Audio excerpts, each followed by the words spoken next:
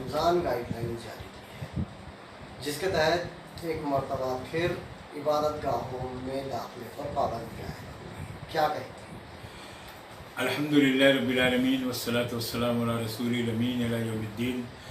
अम्मा बाद क़ाल अल्लाहु तबारक व तआला फ़िल क़ुरानिल मजीद औज़ु बिल्लाहि मिनश शैतानिर रजीम बिस्मिल्लाहिर रहमानिर रहीम। या अय्युहल्लज़ीना आमनू कुतिबा अलैकुमुस सियाम कमा कुतिबा अलल लज़ीना मिन क़ब्लिकुम लअल्लकुम तत्तक़ून। सदक़ल्लाहुल अज़ीम वल मौलुल करीम। अभी जिस तरीके से आपने सवाल किया कि महाराष्ट्र की वज़ारत दाखिला ने रमज़ान गाइडलाइन जारी की है, मैंने कल उसको देखा मराठी ज़बान में और आज के समाचार पत्रों के अंदर मैंने देखा तो मुझे बड़ा अफसोस हुआ कि ये क्या मामला है। अल्लाह, ये कौन सी ऐसी बला है, कौन सी मुसीबत है जो एक साल होने के बाद भी हम लोगों से जुदा नहीं हो रही है।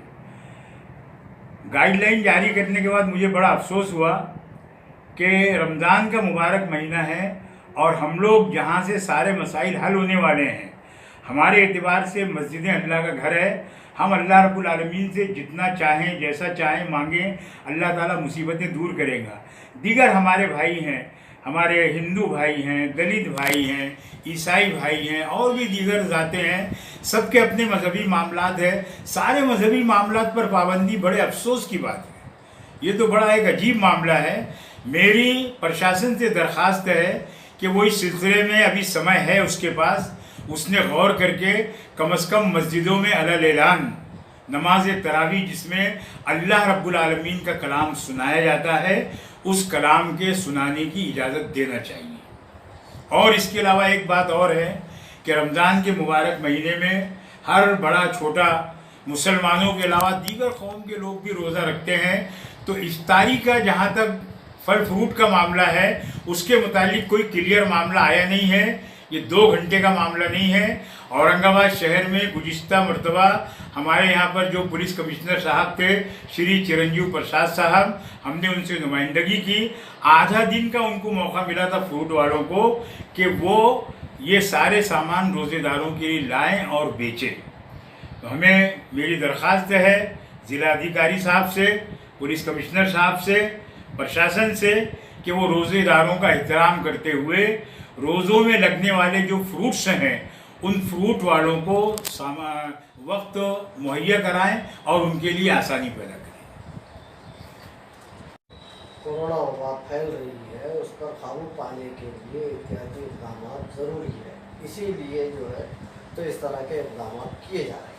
अल्हम्दुलिल्लाह हम लोगों ने हमेशा कोऑपरेट किया है, आज भी कर रहे हैं, ऐलान आने के बाद भी करेंगे इंशाअल्लाह। हम कोऑपरेट कर रहे हैं दिन तमाम। हम ये चाहते हैं, हम लोग तो मसाजिद से ऐलान कर रहे हैं कि नौजवान अपने महलों में ना बैठें, गैर ज़रूरी बाहर ना निकलें, भीड़ भाड़ वाले मकाम पर ना जाएं, लेकिन मस्जिद में हम डिस्टेंस के साथ अल्लाह के कलाम को सुनेंगे। वहाँ भी बहुत ज़्यादा गर्दी नहीं करेंगे।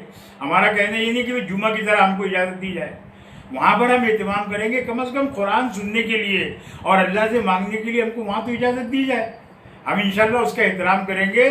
सरकार का जो आदेश है हम इसका विरोध ना करें हैं ना करेंगे, हम पालन करेंगे उसका। मेरी एक रिक्वेस्ट और है, हमारे जिला अधिकारी साहब, उसके अलावा पुलिस कमिश्नर साहब, डिविजनल कमिश्नर साहब, कारपोरेशन के कमिश्नर साहब, प्रशासन के इस माह मुबारक में जहां लोग रोज़े से होंगे, गर्मी का मौसम है, हमने इसके पहले पुलिस कमिश्नर साहब से रिक्वेस्ट की थी कि आप लाठियों का इस्तेमाल ना करें। ताकत के ज़ोर पर इस बंद में लोगों को आप हरेसमेंट करने की कोशिश ना करें। इसके पहले आपने कोऑपरेट किया, मैं आपको धन्यवाद करता हूं। लेकिन परसों शाहगंज में जो भी हालात हुए, मैं उसके डिटेल में जाना नहीं चाहता। पुलिस प्रशासन को सब मालूम है, वो हरकत कम से कम नहीं होना चाहिए।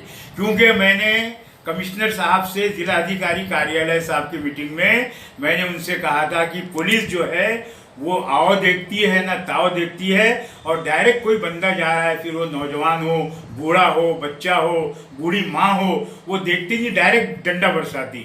आप अगर सबूत पूछेंगे तो गुज़िश्ता साल 3 मरतबा मैं पुलिस के चुंगल में आया और उनके मार खाने का उनके जो मारने का था मामला, अल्लाह रब्बुल आलमीन ने उनको नाकाम किया। मेरे ऊपर वो हाथ नहीं उठा सकते। मैं मेरी अपनी मिसाल बता रहा हूँ, आप बोले तो मैं आपको ठिकाना ही बताता हूँ। तो मेरी रिक्वेस्ट है, नम्र विनती है कमिश्नर साहब से कि वो पुलिस को मार धाड़ का बिल्कुल इजाज़त ना दें। जो गलत काम कर रहा है उससे पहले पूछें, जाने वाले से पूछें, उसके बाद जो कार्रवाई करना करें। और एक पैगाम देना चाहूँगा हमारे लोगों को कि तमाम वो लोग जो इस टीवी के माध्यम से मेरी आवाज़ सुन रहे हैं, मैं उनसे गुजारिश करूँगा कि वो मास्क का एहतमाम करें। मस्जिदों में भी मास्क लगा के जाएं। 5 मरतबा हम वज़ू बनाते हैं, लेकिन सैनिटाइज़र का इस्तेमाल करें। भीड़ भाड़ ना अपने महल्ले में करें, ना भीड़ भाड़ वाले मकाम पर जाएं।